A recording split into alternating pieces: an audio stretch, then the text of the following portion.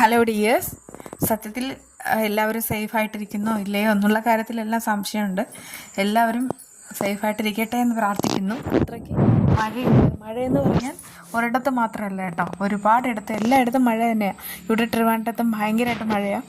എല്ലാവരും സേഫായിട്ടിരിക്കുക കേട്ടോ. നമുക്ക് വിശേഷങ്ങൾ എന്തൊക്കെയാണെന്ന് നോക്കാം.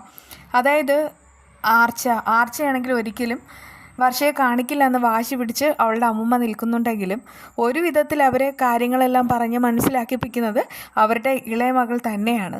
അവസാനം ആർച്ചയിൽ ഒരു പ്രതീക്ഷ അർപ്പിച്ചുകൊണ്ട് അവരാണെങ്കിൽ വർഷയുടെ അടുക്കലേക്ക് വരികയാണ്, കൊണ്ടുവന്ന് കാണിക്കുന്നുമുണ്ട്. പക്ഷേ കുഞ്ഞാണെങ്കിൽ നേരത്തതിൻ്റെ അത്രയും ഒരു അറ്റാച്ച്മെൻറ്റ് കാണിക്കുന്നില്ല. അത് കുഞ്ഞിനെ കുറ്റം പറഞ്ഞിട്ട് കാര്യമില്ല. അവൾ കുറേ കാലമായിരിക്കുന്നു അവളുടെ ചേച്ചിയെ കണ്ടിട്ട്, അതുകൊണ്ടൊക്കെ തന്നെ ആയിരിക്കാം. പക്ഷേ അവരുടെയൊക്കെ പ്രതീക്ഷകൾക്ക് അപ്പുറത്ത് ഒരു കാര്യവും നടന്നിട്ടില്ല. കുഞ്ഞിനെ വർഷ തിരിച്ചറിഞ്ഞിട്ടില്ല. വർഷ ഇങ്ങനെ അനക്കമില്ലാതെ ഇങ്ങനെ കിടക്കണം. അനക്കമുണ്ട്, പക്ഷേ അവളാണെങ്കിൽ ഒന്നും ശ്രദ്ധിക്കുന്നത് പോലുമില്ല. പക്ഷെ എല്ലാം ശരിയാവും എന്നൊക്കെ പറഞ്ഞിട്ടാണ് ആ കുഞ്ഞിൻ്റെ ചെറിയമ്മ അവിടെ നിന്ന് കുഞ്ഞിനെ കൊണ്ട് പോകുന്നത്. എന്നാൽ ആ കൂടെ വന്ന സ്ത്രീയില്ലേ, അവർക്കാണെങ്കിൽ ഇപ്പോഴും ആ ഒരു അതൃപ്തി ഉണ്ട് താനും. ഇഞ്ചക്ഷൻ എടുക്കാനായിട്ട് 1-2 തവണ ശ്രമിച്ചുവെങ്കിലും ഇതുവരെ നടന്നിട്ടേ ഇല്ല. ആ ഡോക്ടറടക്കം എല്ലാവരും വർഷയെ പേടിക്കുന്നുണ്ട്. കാരണം ഇവരുടേതായിട്ടുള്ള ആ ഒരു മയക്കുമരുന്നിൻ്റെ മാഫിയയെ പോലീസിൻ്റെ കയ്യിൽ ഏൽപ്പിക്കാൻ വേണ്ടി വർഷ ഒരുപാട് ശ്രമിച്ചിരുന്നു. വർഷ ഇനിയും ജീവനോടുകൂടെ തിരിച്ചു വന്നു കഴിഞ്ഞാൽ ഉറപ്പായിട്ടും തങ്ങളുടെ കാര്യത്തിൽ തീരുമാനം ഉണ്ടാവുമെന്ന് അവർക്കറിയാം. അതുകൊണ്ടൊക്കെ തന്നെ വർഷയുടെ മേൽ അവരാണെങ്കിൽ ഇഞ്ചക്ഷൻ വയ്ക്കുകയാണ് കേട്ടോ. ആ ഡോക്ടറാണ് വന്നിട്ട് ഇഞ്ചക്ഷൻ വയ്ക്കുന്നത്. അങ്ങനെ നമ്മളൊക്കെ പ്രതീക്ഷിച്ചിരുന്ന കാര്യം ഒരിക്കലും അവർ ഇഞ്ചക്ഷൻ വയ്ക്കില്ലെന്ന്. പക്ഷെ അവർ ഇഞ്ചക്ഷൻ എടുത്തു കഴിഞ്ഞു.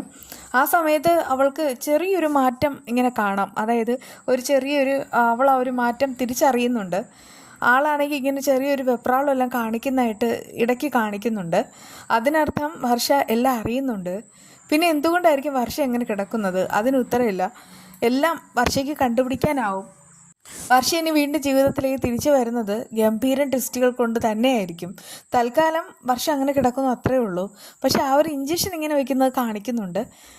പിന്നെ നമ്മുടെ ഈ പോലീസ് ഓഫീസർ ഉണ്ടല്ലോ, അവരാണെങ്കിൽ വിവേകനെ വിളിക്കുകയാണ്. എന്നിട്ട് പറയുന്നുണ്ട് ഒരു പ്രധാനപ്പെട്ട കാര്യം അറിയാനുണ്ട്. അതായത് വർഷയ്ക്ക് ശത്രുക്കളായിട്ട് ആരെങ്കിലും ഉണ്ടോ? അങ്ങനെ ആരെങ്കിലും ഉണ്ടെങ്കിൽ അറിഞ്ഞേ പറ്റൂ. ആ സമയത്ത് വിവേകാണെങ്കിൽ ഇങ്ങനെ ആലോചിക്കുകയാണ്. ശത്രുക്കളെ കുറിച്ചാണ് ആലോചിക്കുന്നത്. പ്രത്യക്ഷത്തിൽ ശത്രു എന്ന് പറയുന്ന ആ ചന്ദ്രനാണ്. അയാളാണെങ്കിൽ വർഷ വിവാഹം കഴിക്കണം എന്ന് ആഗ്രഹിച്ചു. പക്ഷെ വർഷയാണെങ്കിൽ ആ കൂടെല്ലാം അവിടെ വിട്ടിട്ടാണല്ലോ ഇങ്ങോട്ട് വന്നത്. അതിൻ്റേതായിട്ടുള്ള ചൊരുക്ക് അയാൾക്ക് നല്ല രീതിയിലുണ്ട്. അതുകൊണ്ട് തന്നെ ആ ഒരു പേര് മാത്രമേ വിവേകിന് പറയാനുണ്ടാവുകയുള്ളൂ. എന്നാൽ ബാക്കിയുള്ള കാര്യങ്ങൾ അത് വർഷ അങ്ങനെ അധികം ആരോടും പറയാത്ത കാര്യങ്ങളാണ്. അതായത് ഈ മയക്കുമരുന്നിൻ്റേതായിട്ടുള്ള കാര്യങ്ങൾ. എന്തായാലും അവരാണെങ്കിൽ ആ ഇഞ്ചക്ഷൻ വെച്ചതിന് ശേഷം വർഷയ്ക്കാണെങ്കിൽ നല്ല മാറ്റമുണ്ട്. പോലീസുകാരാണെങ്കിൽ നന്നായിട്ട് തന്നെ അന്വേഷിച്ചുകൊണ്ടേ ഇരിക്കുകയാണ്. കാരണം വർഷയാണ് അവർക്ക് ആദ്യമായിട്ടുള്ള ക്ലൂ കൊടുത്തത്. ഇതിപ്പോൾ എറണാകുളത്തെ സംബന്ധിക്കുന്ന ആ ഒരു മയക്കുമരുന്ന് കേസുകളുടെ എണ്ണം എത്രയായിരുന്നു, എത്ര എണ്ണം റിപ്പോർട്ട് ചെയ്തിട്ടുണ്ട്, അതിൻ്റെ ഫയലുകളെല്ലാം വേണം എന്നൊക്കെ ഇങ്ങനെ പറഞ്ഞിട്ട് പോലീസുകാരാണെങ്കിൽ അന്വേഷണം അതിൻ്റേതായ ഊർജിതമായിട്ടുള്ള കാര്യങ്ങൾ അന്വേഷിക്കാൻ തുടങ്ങിയിരിക്കുകയാണ്. അവസാനം നോക്കിക്കോ, ഇതെല്ലാം കറങ്ങിത്തിരിഞ്ഞ് ശരത്തിലേക്ക് തന്നെ വരും. പോലീസ് ഇവിടെ ശരത്തിനെയും കൂട്ടരെ അറസ്റ്റ് ചെയ്യാൻ വരികയും ചെയ്യും. അതിനു മുൻപ് തന്നെ ഈ ഒരു കാര്യങ്ങളെല്ലാം വിവേക് തന്നെ കണ്ടുപിടിക്കും. കാരണം വിവേക് വെറുതെ ഒന്നുമല്ല ഉള്ളത്. അതുകൊണ്ട് തന്നെ വിവേകിന് തന്നെ ഇത് കണ്ടുപിടിക്കാനാവും. അങ്ങനെയാണെങ്കിൽ ഇപ്പോൾ ഒരുപാട് സ്നേഹിക്കുന്ന അവർക്കൊക്കെ ഗംഭീരം തിരിച്ചടി വിവേക് കൊടുക്കുകയും ചെയ്യും. വർഷയെ കൊണ്ട് അവിടെ നിന്ന് പോവുകയും ചെയ്യും. പക്ഷേ ഇതിനിടയ്ക്ക് വർഷയ്ക്ക് മറ്റു ബുദ്ധിമുട്ടുകളൊന്നും ഉണ്ടാവാതിരിക്കാനാണ് നമ്മളും ആഗ്രഹിക്കുന്നത്. അതുമാത്രമല്ല, അഞ്ജുവും ശിവയും അഭിരാമിയും എല്ലാവരും സേഫായിരിക്കണം. എന്തായാലും വിശേഷങ്ങൾ ഇതൊക്കെ തന്നെയാണ്.